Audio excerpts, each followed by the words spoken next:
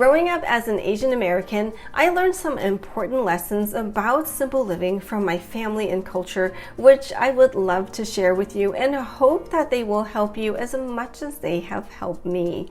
Welcome to my channel. I'm Maria, and if you're feeling overwhelmed and burdened and would like tips about simple living for a healthy life, then you have come to the right place.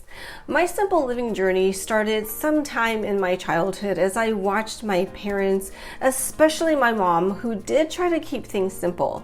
So some lessons I received growing up set up a foundation to foster a simple lifestyle. Here are 8 lessons that have helped me towards living simply. Number 1.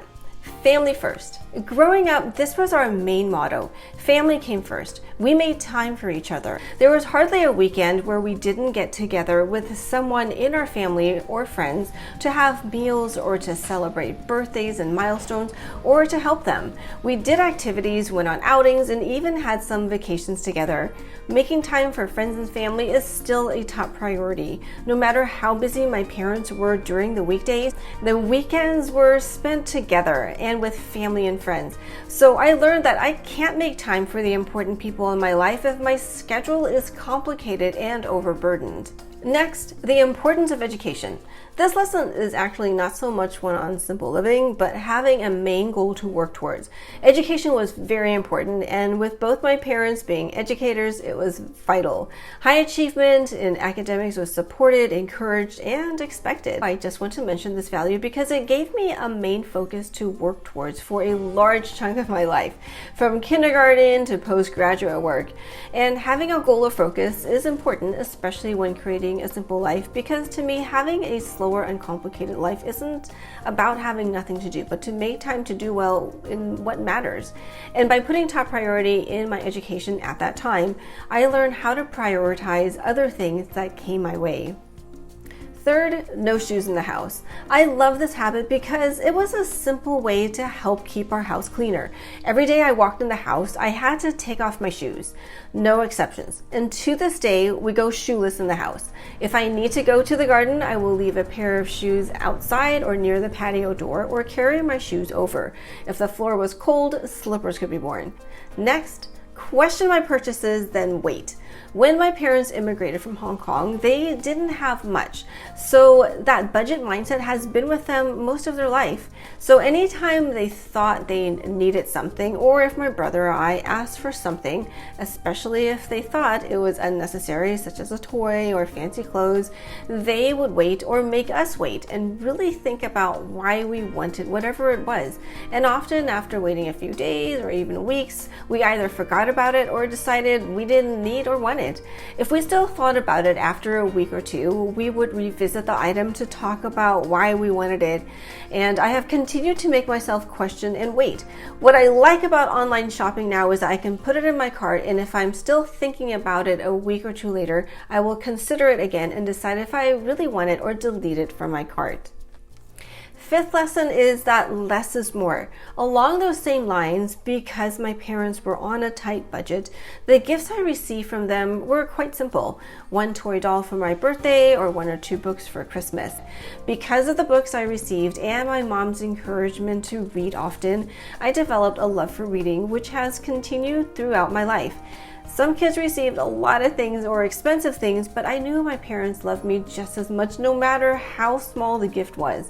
To me, they were all heartfelt. I did the same with my kids by getting well-meaning things instead of expensive things because I didn't want to set the precedent that the more a gift costs, the more they were loved, or to judge the gift by the price tag.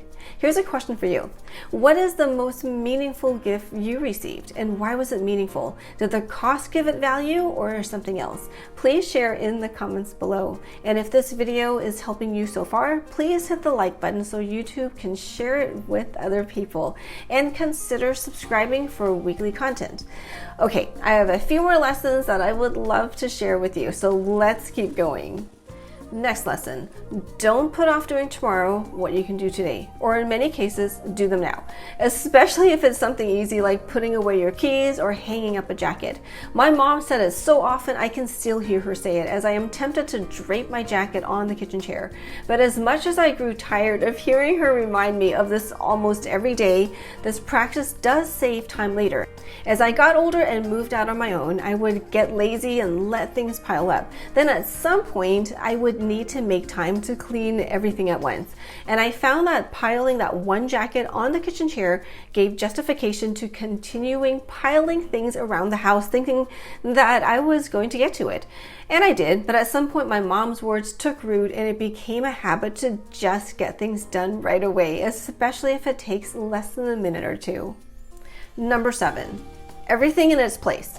Along the same lines as not putting things off until tomorrow, I also learned to organize my things. My mom was quite tidy and had a place for everything, and if any of us were to put something out of place, we would get an earful. So it was better for our well-being to just put everything away correctly the first time. This lesson has helped me organize my own house. There's a difference between decluttering and organizing. You can have a lot of clutter, which sometimes my parents had, but I have to say that their clutter was organized. But I feel that I have improved on their organizational lessons and added decluttering because out of laziness, I don't like spending a lot of time organizing, which I felt that we did a lot of growing up. So now I just try to have less stuff to organize. And finally, family style dinners. For dinners, my mom usually made 3 to 4 dishes that were served family style, and we shared. We usually had a couple of dishes that were mainly protein and a dish or two that were mainly vegetables. My mom would always tell us to have a little of each. She also taught us to eat less rice and more of the main dishes, which actually helps in today's low-carb diets. In a way, I think this made things easier for my mom. She was not our short order cook. In fact, she asked us to help her prepare meals. It was a wonderful time for me to learn how to cook and also to spend time with my mom. And this meal style helped me more when I became a mom because I tried to pass on this style to my children. I do find family style dinners a simple way to have a variety of different foods.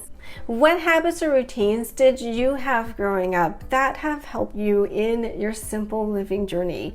Please share that in the comments below. I am so thankful that the habits that my family and culture has taught me to value the importance of family and reaching goals. I've also learned the uniqueness of other families and cultures and that we can learn from one another. Slowing down and living simply has helped me recognize and appreciate these differences around me. For more videos on simple living for a healthy life, watch this video next and see you over there.